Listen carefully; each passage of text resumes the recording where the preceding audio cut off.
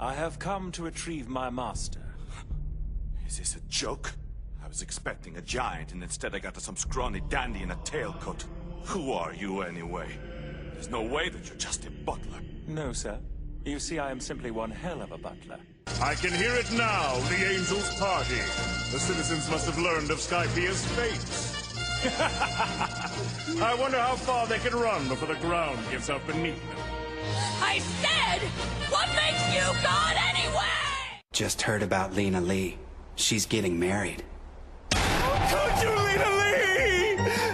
How could you even consider getting married without telling your older brother? Am I even going to be part of the wedding party? Sorry about this, but sometimes it's the only way we can wake him up. He sleeps pretty hard. So you've done, according to Behind the Voice Actors, which is the best site I've seen for finding out what roles people have actually done, 181 roles across different anime, video games, shorts, movies, and so on. And the question I have is, since as voice actors, fans will approach you all the time and talk about things that can be quite random, what is your system of keeping track of what you've done so that when people say, hey, I loved you and so, you don't go, what was that show again? Did I do that? Well, first of all, so you say it's like about 180 something. I think it's actually more than that now, unofficially. But I don't keep track, so I have no idea. You know, it's interesting. You know, when I first started doing the convention circuit several years ago, I was really worried that I would encounter that I would get fans of something that I simply didn't remember being part of coming up to me, and I didn't want to let them down.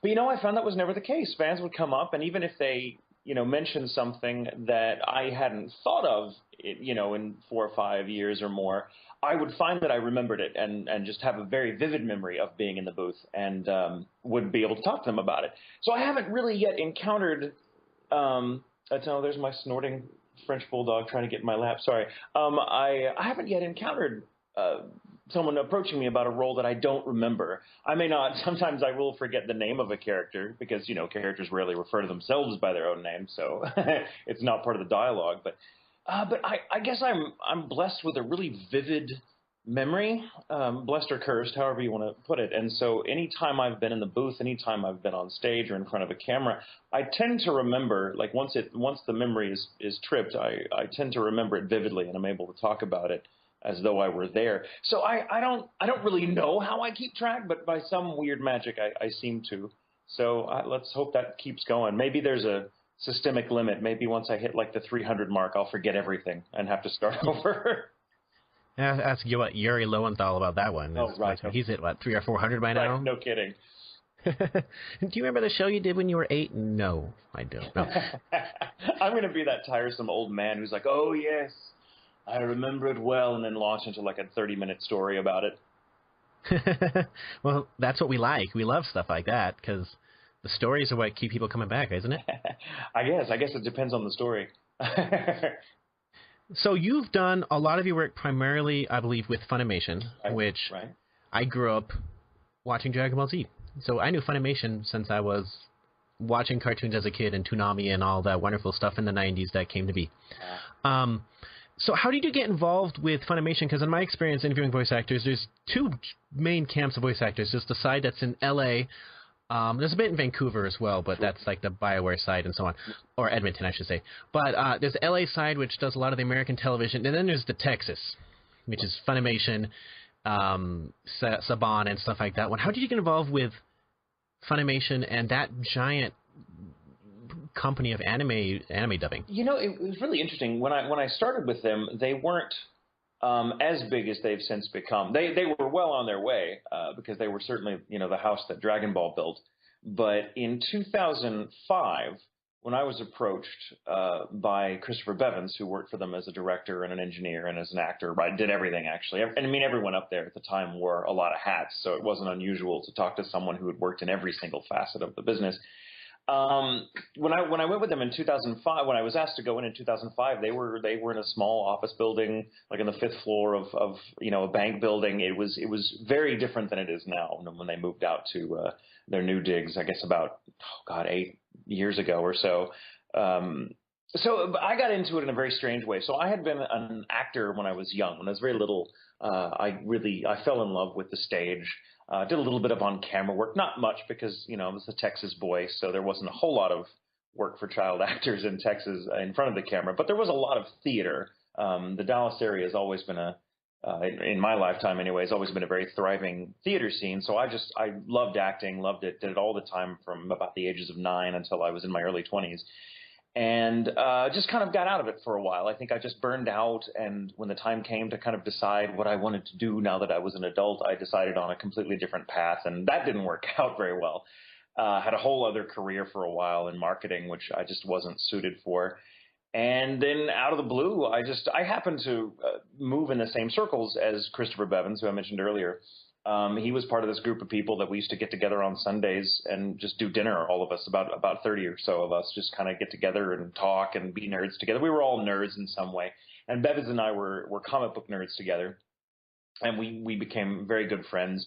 And I guess about a couple of years after I had known him, he happened to be directing a show that he thought he was looking for some new actors for, because it was a rather large cast, and he didn't really want to. We had already used several of the more obvious choices and thought, well, I want to try someone new for this particular role. So he approached me because he knew I had an acting background and thought, hey, do you want to give this a shot? I know your experience is mostly stage, but I mean, I could train you. So, to be honest, I actually declined at first because the idea of being a voice actor terrified me. I just was like, no, I can't do that. That's hard. I'm not like most people. Hard things are difficult for me. So I begged off of it for the better part of 2 weeks, and he finally, Bevins is not an easy man to say no to, and so he finally just wore me down and got me to come in to audition for this part, which I then won the same day and recorded the first 6 episodes on, without really knowing that I had won the part. Actually, I thought it was a very long audition. It turned out we were recording the episodes, and then I had signed a contract without knowing it. So he's like, "Hey, congratulations, you're now an actor." And that's how it started. And I just suddenly was doing this cool little job with Funimation on the side for several years until they approached me to work for them as an adaptive writer and as a director. And I said yes, because by that time I was totally in love with the business and thought it was just very fulfilling and very fun. I loved the people I got to work with. And so I took the leap. I left my relatively secure, if unfulfilling career in marketing, and have been doing pretty well as a voice actor / writer ever since.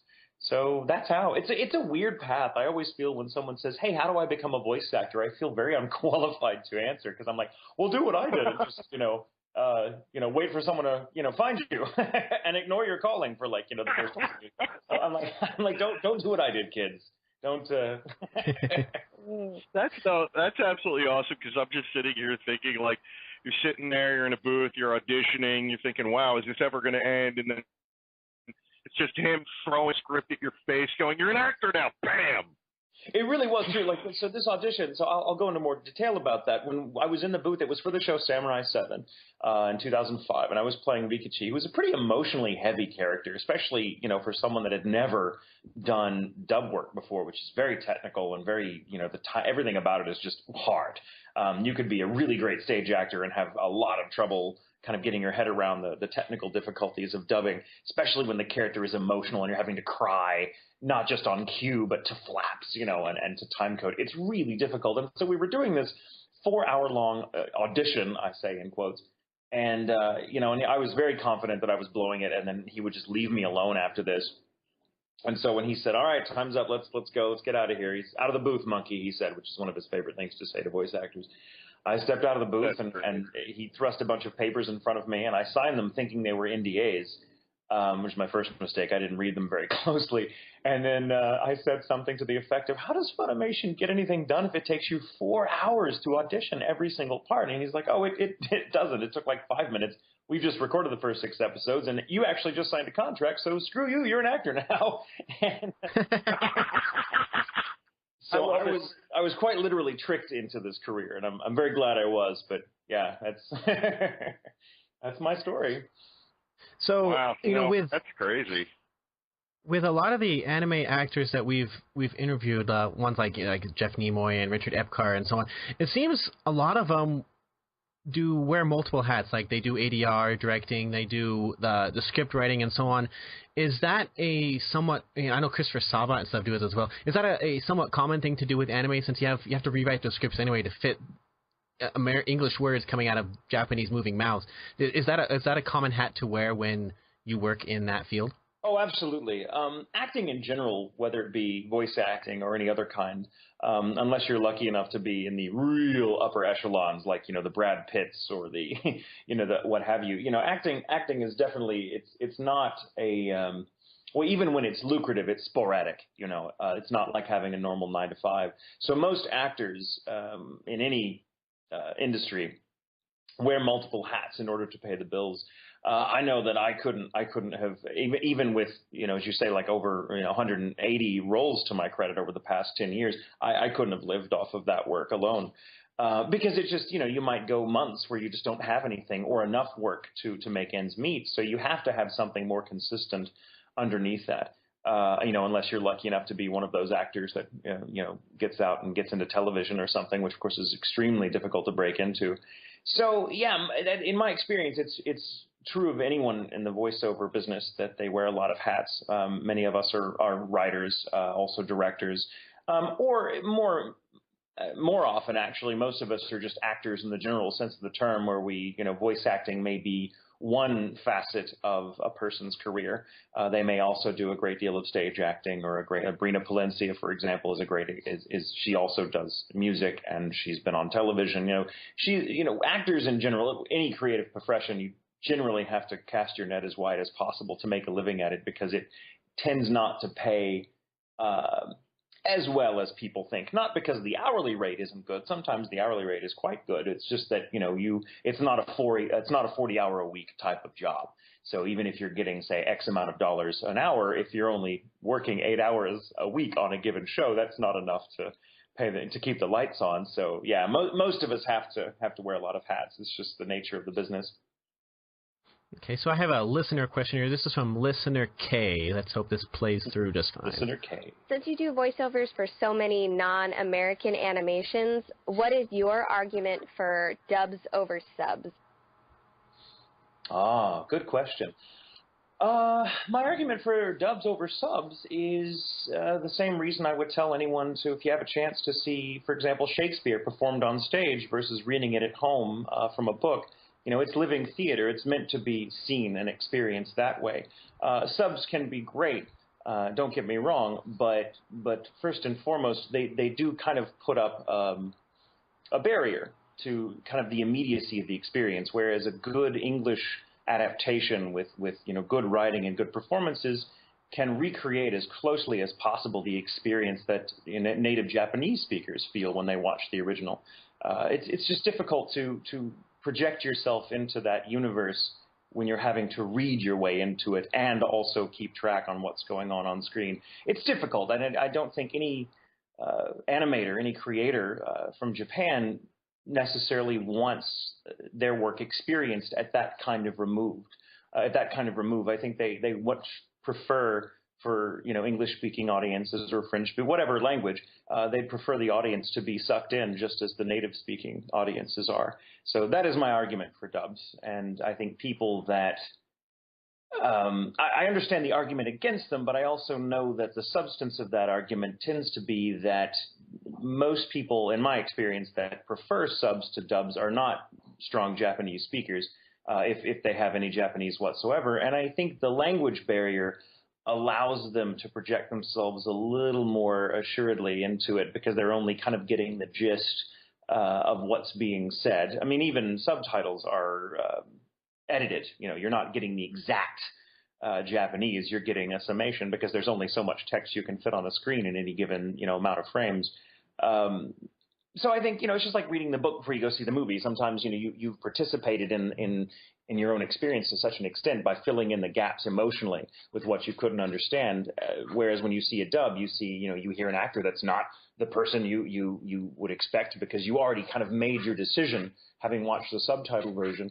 But as I said, I really believe that a really good piece of art be it, anime or anything else, I think the strength of its universality, is the fact that it can be adapted across multiple languages and performed by competent actors and adapted by good writers and still feel like it belongs, like it has a home in whatever language it happens to find itself across the globe, is a testament to how universal the original material really is. So I think dubs prove, a good dub can help prove how good the original show is because it appeals to so many people, regardless whether they speak Japanese or not.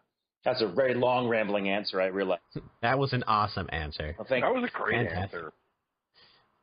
So here's another listener question. This is from listener Zach. I know that a lot of voice actors talk about the importance of, say, warming up before you work, especially if you're going to be doing something like anime that can be particularly tough on your voice. What does a warm-up before a role like that look like for you? Oh, wow, let's see. A warm-up before a particularly harsh session, like, say, where there's a lot of fighting and screaming or just a lot of, emotional tens, shall we say. Usually my warm-up consists of drinking a lot of hot tea before I go in, certainly the night before, and just keeping my mouth shut and not taxing my vocal cords in the least until I am in the car on the way to the studio. And it's about a 20-minute to 30-minute drive, depending on traffic for me, and I'll use that time to, just go through some tongue twisters. Sometimes I get more practice than I'd like by shouting at traffic, but I try to reserve it so that I'm in full voice and not too strained when I go in. The more you do it, the more you kind of begin to understand your own limitations. And the thing about a good director and a good casting director, especially, we don't talk about casting directors very much, but they are vital to the business. They make sure that if you have a role that's very yelly and screamy or fighty or whatever, that's going to do some damage to your vocal cords that you'll need to recover from, that they make sure not to schedule you for more than a couple hours at a time and to give you, a few days between sessions if possible, so you have time to recover. It's all part of the process. So that means Dragon Ball Z records once a week? No, that... Seriously. If only, those were different days, weren't they? I do remember the first time I had to scream really loud and really long in the booth was for Mike McFarland, who, of course, was from the Dragon Ball contingent from the early days. He played Master Roshi and several other characters. And there's kind of the running joke that everyone has that scream that makes you pass out because maybe it's like a 5-second scream, which doesn't seem like a lot of time, but believe me, it's very long if you're having to scream without taking a breath. Or in between. So I did this scream for him in a movie called Vexiel, and it was this long scream. It seemed to go on forever, and the flaps were very specific. There was no room to cheat it, so we just had to do it, and in that exact same amount of time. And I was like, I don't know if I have the lungs for this, and I tried it once or twice, and it just every time I just couldn't quite make the 3 or 4 second mark, however long it was. And so Mike said, well, let me show you. Let me give you a pointer. And he came in and he just did it because Mike is amazing like that. And because he was from the Dragon Ball camp. And I was like, well, now he's done it. I guess I have to. So I did it. And I finally, after several takes, we got the scream just right and passed out. Just briefly. I didn't go down like for minutes at a time. I just kind of browned out and woke up on my butt in the booth with Mike hovering over me with a smile and a bottle of water saying, hey, how you doing, buddy? And I was like, oh, okay, what happened? And Mike just kind of smirked and said, welcome to the exclusive club called Anybody Who's Ever Recorded on Dragon Ball. And you've done, I believe you've done Zarbon and other roles for Dragon Ball and Dragon Ball Z, right. Kai and some of the associated games, right? Right. And thank God it was Kai. Which was kind of an edited down version of the original, so the screams weren't as long. Yes. I love Kai much more. I can handle 98 versus 300 and whatever it was. Fun to work on, but I also feel as far as Zarbon's concerned, Zarbon is probably one of the less shouty characters. Like he sits more comfortably in my range. But I've also learned from doing this from so many years now, for about over 10 years, I guess, my voice has changed from all the work you do. I mean, as we age, our voice tends to settle into a different tone than where we were in our, teens and 20s. But for me, I went from sounding actually kind of light and high and more of a head voice to being more of a chest voice. I've kind of settled, my voice has settled into that sort of deep, gravelly tone with just traces of head voice. But it's very weird. It's very weird to kind of map that change. And I'm like, oh, yep, I know exactly what did it. This character, this character, this character did it. Oh, and 2 years of playing that character did it. So, you know, I figured by the time I'm in my 80s, I'm going to sound like Morgan Freeman. Yeah, that's not the only person who's worked on Dragon Ball Z that said that. I believe that's the exact same thing that Damian Clark said when we had him on, with him playing Cell and all the screaming he had to do. Oh, I believe it. And then Handsome Jack happened. But we have one more listener question, which I think we may have answered part of this already, but if I don't ask it, it's not quite fair to him. But this will probably get us to the next section, which I'm quite sure James wants to talk about. So this is a little bit long, by the way. Hi, Jay. My question is kind of basic. Say you're an actor, you got some experience on your resume, just starting out, voice acting, trying to grab the odd job online, and you're looking to kind of expand yourself. Where would an actor head to start applying for dubbing work, or just submitting and trying to get themselves out there in front of the companies that you've worked for, or maybe, you know, starting out at a basic level? And I just wanted to add, I haven't seen all your work, but I certainly loved Sir Hammerlock, Scar, and Sebastian. So thanks so much for being here. Awesome. That's a very, very good question. So, as I touched on before, most of us voice actors are not just voice actors. We're also, you know, writers or directors or engineers, or maybe we also do stage and film or whatever. The trick is, though, is the more you're able to do, the more you get to do. So to anyone that is trying to break into the VO business, two things. First of all, it's extremely hard. The market is just saturated right now in a way that I've never seen. I think the past 4 or 5 years have just seen so many people take an interest in the profession, and so now competition is even more cutthroat than it was when I got into it, and it wasn't easy then. So it's always good to understand how hard it is and to be very realistic about what that means for your chances. But in order to get the work, you have to move where the work is. And as far as voice is concerned, the only places really, as we've discussed, are LA, here in Texas. And there's a couple places in Texas. There's Dallas, and then there's Houston, that do quite a bit of dubbing and a little bit of video game work. There's also a good commercial VO market around here. And then there's New York. New York doesn't do quite as much dubbing, I don't think, anymore, but they still have a good, strong commercial VO market, meaning, you know, like you'll do VO for television commercials or radio or industrials or whatever, which you know, is a good way to pay the bills. But in order to get those sorts of jobs, I'm a believer. I know things seem to be changing a little bit in this regard because of the online community now. Is you have sites like VoiceBank and others where, you know, anybody with a home setup can submit their auditions. But I'm a firm believer in representation. So I believe in making yourself available to the market where you want to work by moving there, because if you don't, while there are some gigs you can do from home, the majority of them are still studio gigs. So you will need to be physically present for them. So you'll need to move to someplace like or Houston or LA or New York, and you'll need representation. Ideally, anyway, you don't have to have representation, but it certainly improves your chances. And the way one gets representation is by cutting a demo reel. And shopping that around to various talent agencies, and hopefully one will pick you up. That can be a very long process too, so be prepared for it to take a while, if not several years, in which you might have to continually update your demo reel to be a little more polished or a little more reflective of where you are at the time in terms of your voice and your talent level. So it's a process, and anyone that wants to be a voice actor, please understand it is very difficult, if not impossible, to make a living simply as a voice actor. So you'll need another means of supporting yourself. Most of us, when we were young, you know, it's the typical story. You waited tables, then you went in for auditions. You know, you find you know, a job, a 9-to-5 job, or something that's a little more flexible, so you can leave and go to those auditions or go to those gigs. it'll be a long time. It takes the average actor who is successful, and that's a whole other beast than just actors. The actor who is successful gets to that point only after about 5 to 10 years of acting on the side. It's rare that you will land a gig that suddenly, oh wow, awesome, I can quit my job and do it. As I said earlier, when I started doing voice acting, I got the gig I did because I happened to live in the town where Funimation was located, and all the stars aligned just so that I could, I was given the chance to come in. And it was luck. It was pure luck.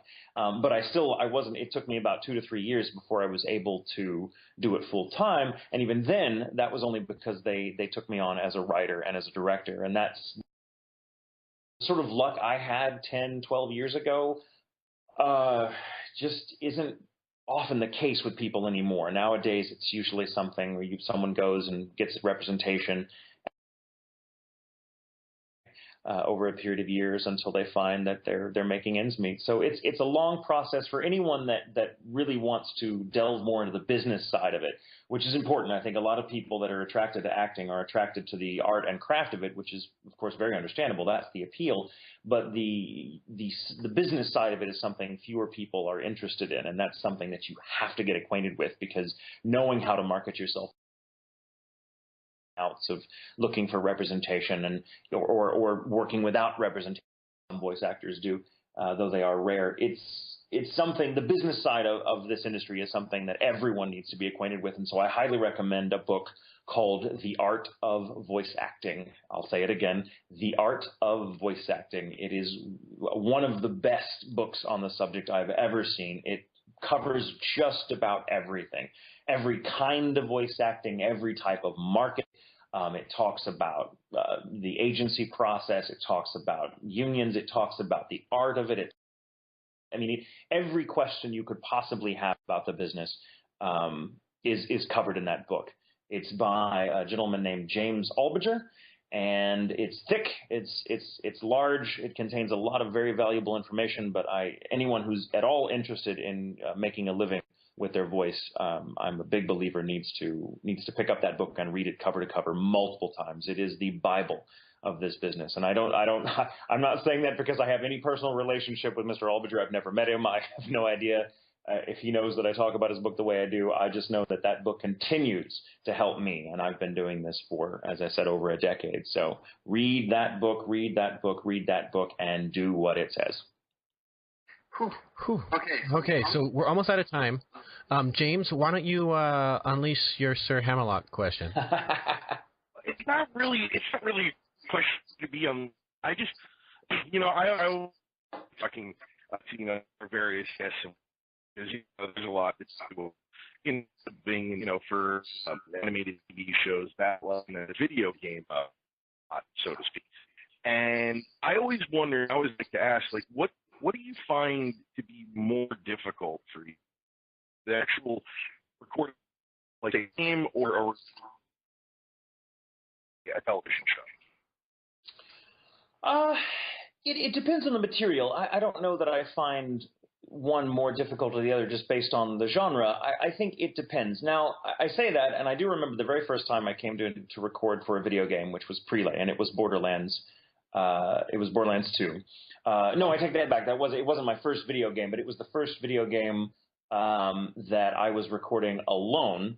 In that I'd done other video games before, but we had a group of people in the booth playing scenes off each other, which is always helpful. But I was recording. I recorded Hammerlock in isolation. I just, all of Hammerlock's lines were done solo in a studio with directors and writers and engineers. But I was the only actor in the booth, and there were no visuals. I just had the lines in front of me and a rough idea of what the character was going to look like and the specs for what he needed to sound like. And of course I had the writer Anthony right there kind of explaining to me what he was going for.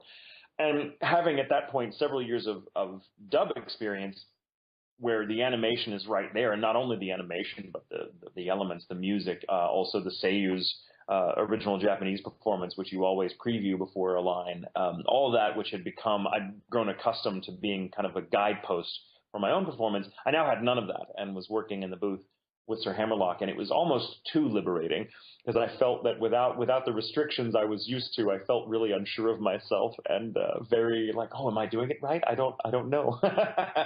And so it was hard to get used to, but I really enjoyed it. After a couple of sessions with Hammerlock, I grew to really, really like that approach just as much as I like the dub approach. It's very different, but it's just, after you've done, acting is a weird job. It's one of the weirdest jobs in the world. I mean, I get paid to pretend to be someone else. And, and that's a dream, isn't it? I mean, most of us would like to be someone else. I know I always do. Yes. Yes. So, but you learn very quickly that, all of us, I think every human being on the face of the planet feels qualified to be an actor because the good actors make it look so easy, and you think, well, let's just pretend. Well, I can pretend. I've been doing that forever. Every time I have to tell my boss what a great idea he's just had, I'm pretending. So all of us have that acting in us, but it's learning. It's different when you're just pretending. I learned, this is just kind of my broad chestnut of wisdom about acting.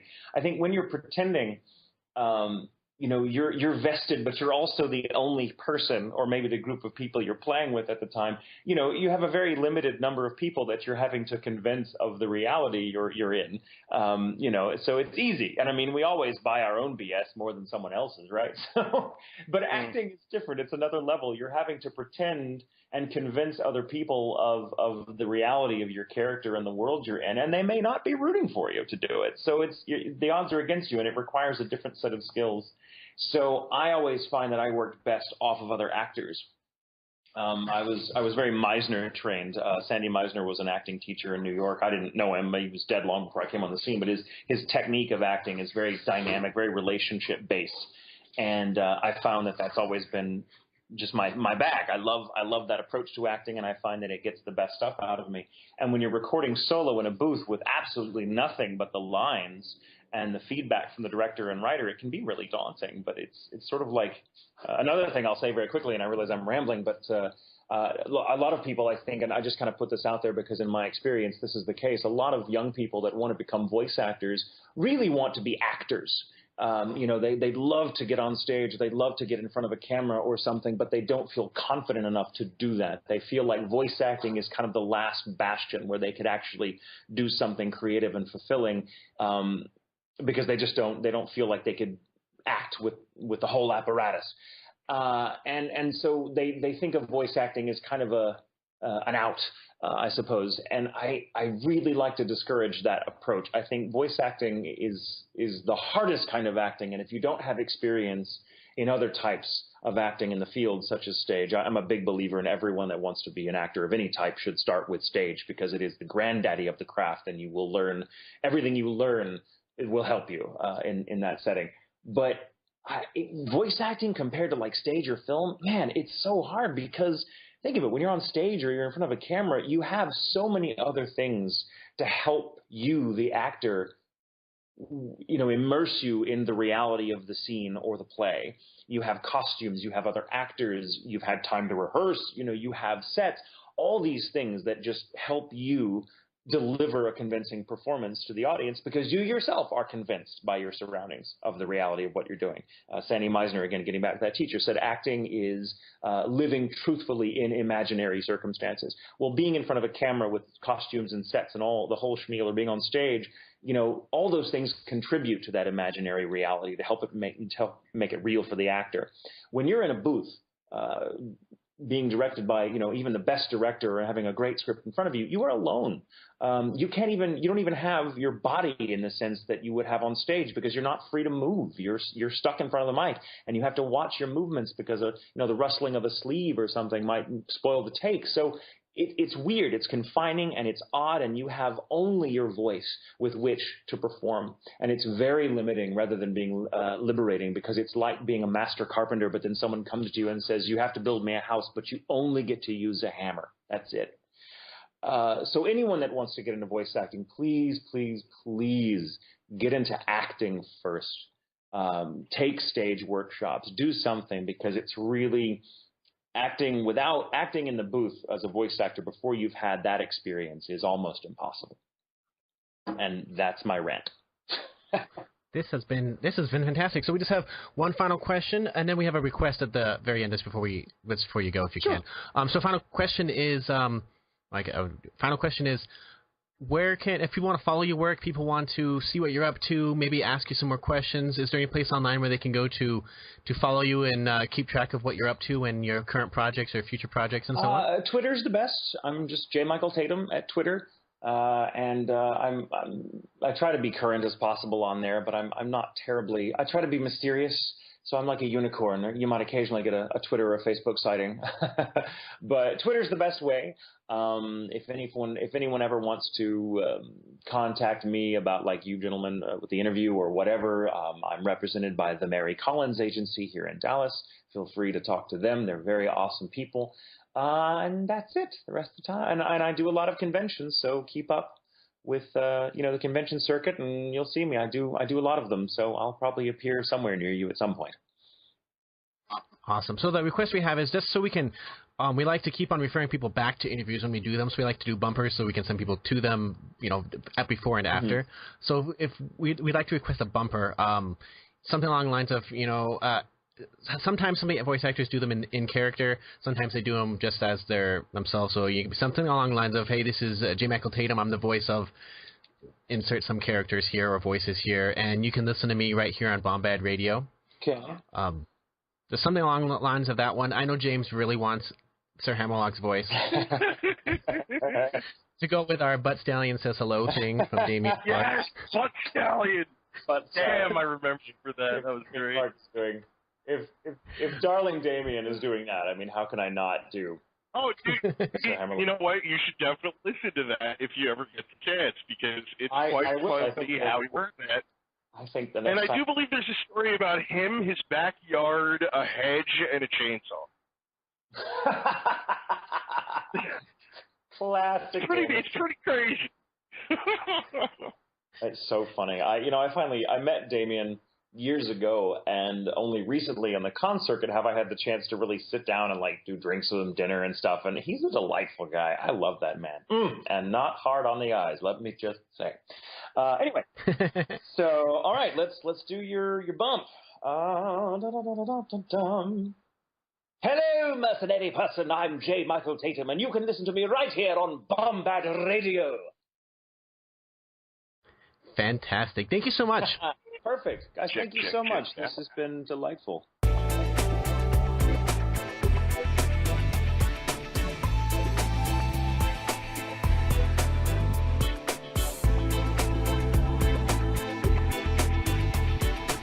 I just do a quick sound check. Do I sound okay on your end? Sound great. Coming in loud and clear. And James, just try. Sound okay. You sound magnificent. That's what I thought. Yes, I love it when people tell me I sound magnificent. It's such an ego boost. Thank you very much, sir. Oh, you're welcome. It's like you two sound wonderful. Your dulcet tones are epic. Oh, stop it. Stop it. Go on. Stop So do you want us to call you by Michael? Sure, that works. That's one of my several names, so I'll answer to it. I'd call you Mr. Tatum, but that also would confuse every female in the audience.